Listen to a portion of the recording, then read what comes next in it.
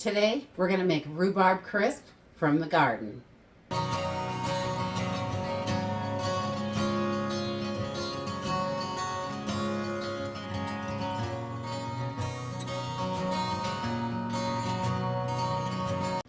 So the rhubarb is finally looking great out in the garden. We went out and harvested some this morning.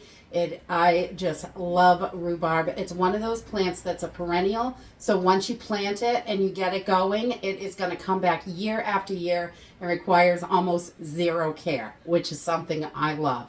So we've got a nice plant in the garden, and we're always able to have those nice spring delicious desserts with rhubarb. We love to do it a bunch of different ways, and today I'm going to make a simple rhubarb crisp just from the pantry and the fresh rhubarb from the garden. I've got some flour, sugar, oats. You can use rolled oats or your quick oats for this, depending on how you like the texture of your crispy on top. The rolled oats are going to give it a little heartier texture than the quick oats, but it's totally up to you. They both work well in this recipe. We're going to use some brown sugar, cinnamon, and a stick of butter, and some rhubarb. That's it. Simple and easy. Let's go ahead and get started.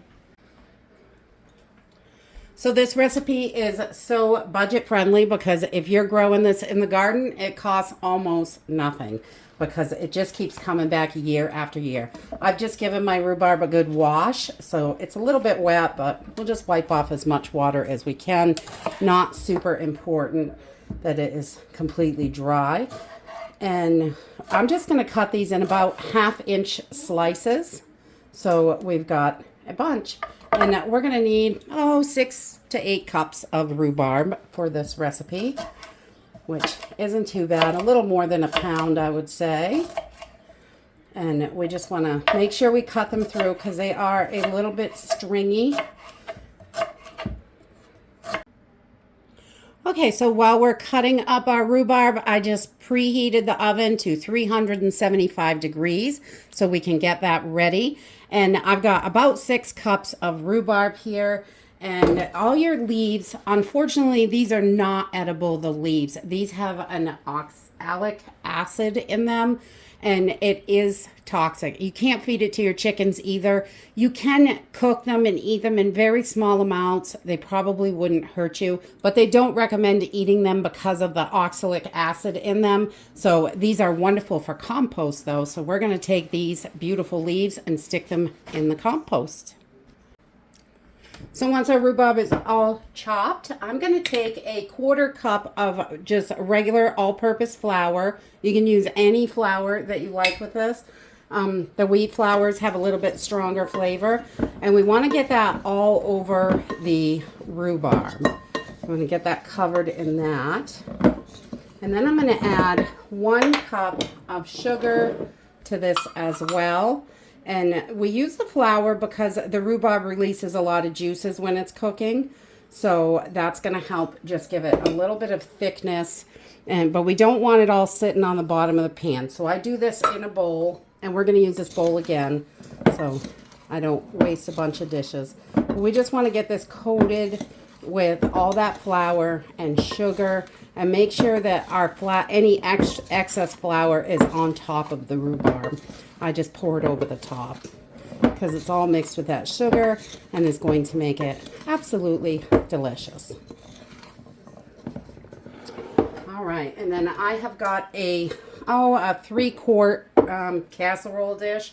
Any old pan will do for this. At least 3 quarts. It's kind of big, but when it cooks, it's going to shrink down a little bit. And then we're just going to start loading our rhubarb right in here. I'm going to try to leave that excess flour and sugar mixture on the bottom so it's not a big clump in the bottom of the pan because that doesn't taste good. And I just take that last little bit of rhubarb and the flour sugar mixture, just kind of sprinkle it over the top. Okay, for our topping, we're going to start with 1 cup of flour. I'm going to put about a teaspoon worth of cinnamon in there, And a good healthy amount. I love cinnamon in this. You can add nutmeg or allspice or whatever you like in there also, however you like your crisp. And then I'm going to use half a cup of oats because oats make it just hearty and delicious. And then about a half a cup of brown sugar, half to 3/4, depending on your taste. I'm going to put this right in there. I like brown sugar in here. It just adds that little extra flavor to that. And then we're going to add 1 stick of butter to this. So I've just sliced this up and we're just going to break it up and stick it in there. You want it nice and cold from the refrigerator. You don't want it all melty and warm. Works better when it's nice and cold. Just throw those little pieces right in there.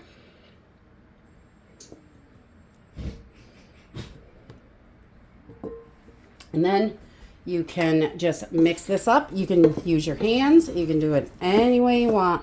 You want to kind of chop that butter up. You can make smaller pieces of it and however you want to do it.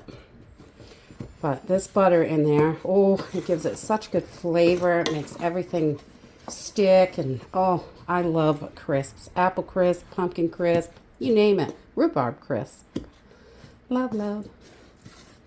All right, so once we have that all mixed together, we're going to bring our little pan of rhubarb back. And you can smash these up as much as you want or however you want to do it.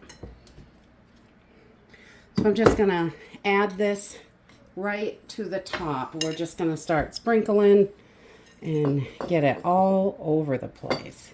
Make sure that butter's not all in one spot. We want it all around. So once we've got this all together, that's it. We're going to pop this in a 375-degree preheated oven for about 35 to 45 minutes, depending on your oven, and I'll bring you back. Okay, so this is cooked for about 40 minutes, and once it's golden brown on top and nice and bubbly on the edges, it's done. You can stab a fork in it, make sure those rhubarbs are nice and soft. We're going to let this sit for a few minutes so we don't burn ourselves.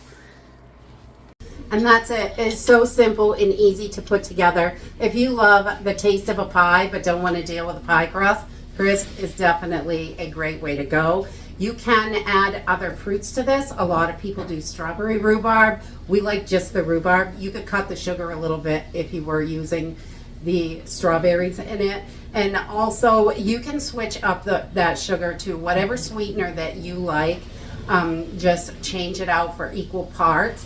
And this is so simple and easy. I just put a little bit of ice cream on top, some vanilla bean because yum.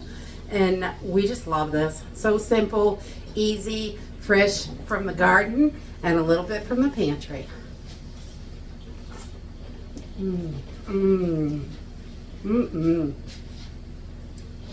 I just love rhubarb. Super good for you and really affordable when you grow your own. That's it for today. I hope you enjoyed this video, and I hope to see you next time. Bye!